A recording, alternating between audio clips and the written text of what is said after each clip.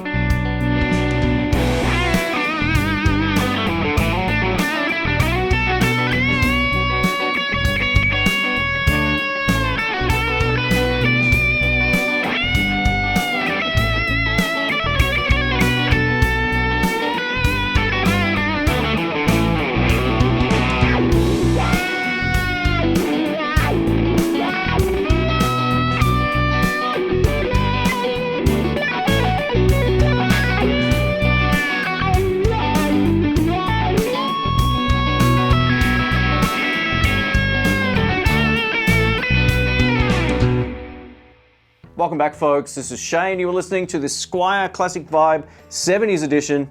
Let's take a look. Here's the guitar up close. Now, the first thing that I noticed as soon as I picked it up was just how light this is compared to my Strat, which is a Fender 50s original. So if you're looking for a guitar that's definitely not going to hurt your back, this would be a really great choice. Looking at the 70s style headstock up close, these are huge. It's been a while since I've seen one of these, and I really like this design. The oversized headstock is just a point of difference from all the other Strats out there. We also get the vintage style tuners, which are my personal favorite. When it comes to the neck, we get a slim C-shaped neck with a vintage tint. So this gloss neck feels really good. It's not overly sticky either, which is sometimes a complaint you get with some guitars that have this particular finish, but no problems whatsoever. One of the big reasons why you would buy this over, say, the 50s or 60s Squier Classic Vibe is we get a humbucker in the bridge and two single coil pickups. And these are Alnico pickups as well, so they've got lots of chirp and lots of bite. I think they sound really great. And this humbucker can handle as much gain as you want to throw at it. Included, we get a synchronized tremolo system. It comes with the whammy bar and an extra spring and all the tools you could need to adjust the neck or intonation. I think this guitar looks beautiful for a black Strat. I've never been the biggest fan of a straight up black guitar, but I really like the way that this looks. Now we get 21 narrow tall frets on a 9.5 inch fretboard radius, and it feels really, really nice to play. It's nice and easy to bend and all that kind of stuff. Now the fret edges don't feel 100% perfect along the bottom rail. It's usually the way that it is. The top rail feels great, but the bottom rail feels a little bit on the sharp side, but it's nothing that's ever going to really do any damage to your hand, but it's worth pointing out. First up, a massive thank you to Sky Music here in Melbourne, Australia for the loan of this guitar. It's not mine, unfortunately, but it might be. We'll see how we go. I'm going to give you my thoughts about this at the end of the video, so stay tuned for that. I'll timestamp it if you want to skip ahead. If you live overseas, I'll also leave some Thomann and Sweetwater links down there as well, and you can find out how much it is in your part of the world. But man, I dig it. I dig this whole vibe of this guitar. You know, black Strats inherently aren't my favorite, but this with the black pickguard and the humbucker, I like it a lot. I think the visual of it is fantastic, especially with this beautiful neck. All right, let's kick it off with some clean tones. I'm plugged into my Fender Blues Deluxe Reissue amp on the clean channel. Let's give this a shot. We'll try it with some overdrive in just a moment. This is neck pickup.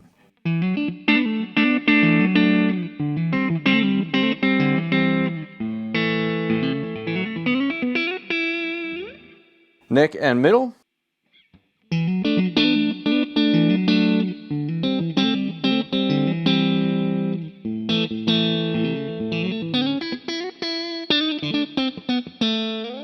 Beautiful.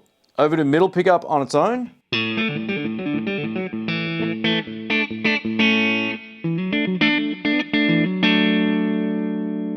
Middle and bridge, which is bringing in the humbucker. Now this is also hum cancelling, which is really cool.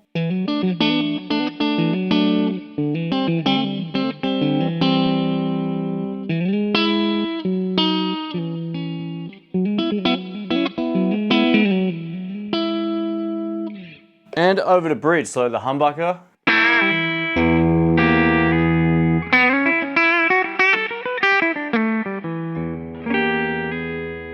So there's quite a big output difference between the humbucker and the neck pickup. Let's take a listen.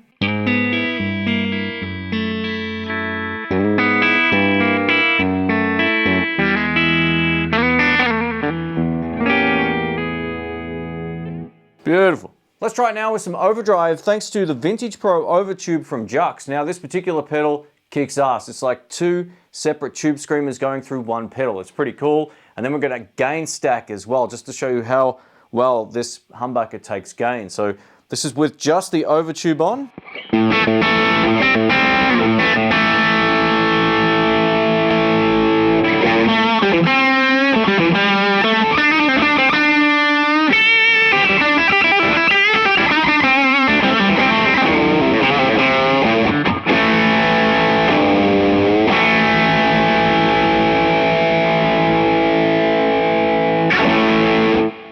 That was essentially the lead tone in the intro clip. I kind of stacked on the second pedal, which was the Maxon Overdrive Pro, into that Jux pedal, just using it as a clean boost. And it just fills out the tone. It sounds great. No squeal, nothing weird like that with the pickup. Let's try it with some delay as well, and I'll cycle through each of the pickups. So this is bridge again.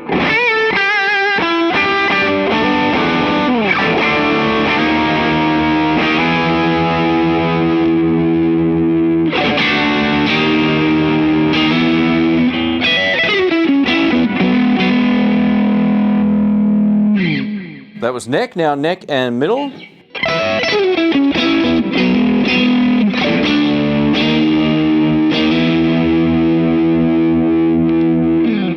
Middle on its own.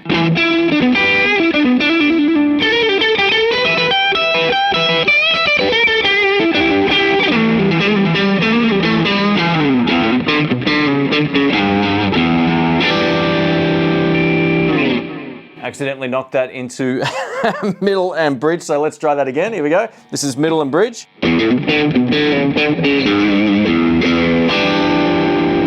That's a cool tone.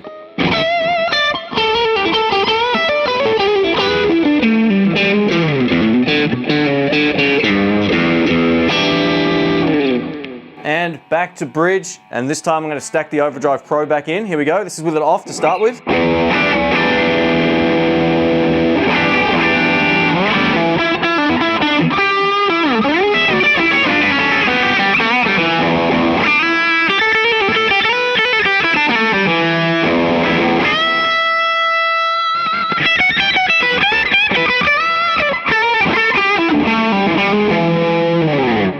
One of the best things about this pickup, you turn down and it cleans up. I'll turn the delay off as well. A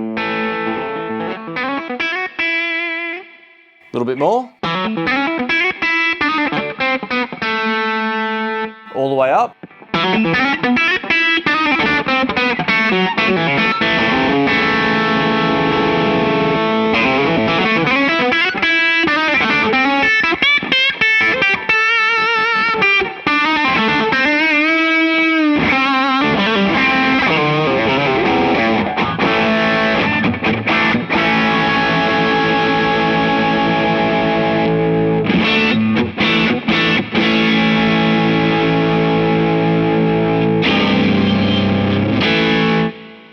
That's as straighty as you can get, and it holds the overdrive no problems at all, or you can get those classic clean tones also.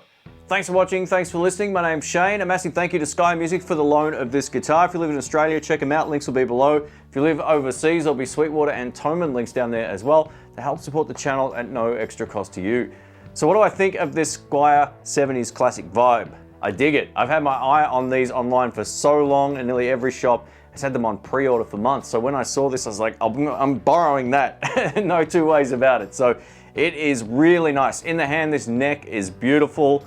It feels good. It doesn't feel overly sticky or anything like that. There's only one small sort of sacrifice I feel with these Indonesian-made instruments over that of the Chinese one that I had years ago, and that's that it feels like the volume control isn't as good. So what I mean by that is the taper is kind of weird. It tapers off really quickly, and then there's not much between, say, half and zero. There's not a lot going on. There's hardly any volume there.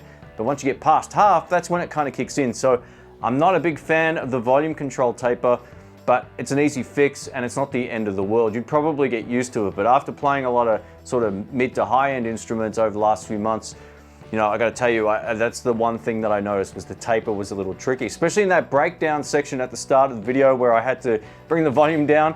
I turned it down to almost off and I had no sound. So yeah, keep that in mind, and I would assume that would be the same for the right-handed instruments as well. But man, overall, build quality wise, tuning reliability wise was good.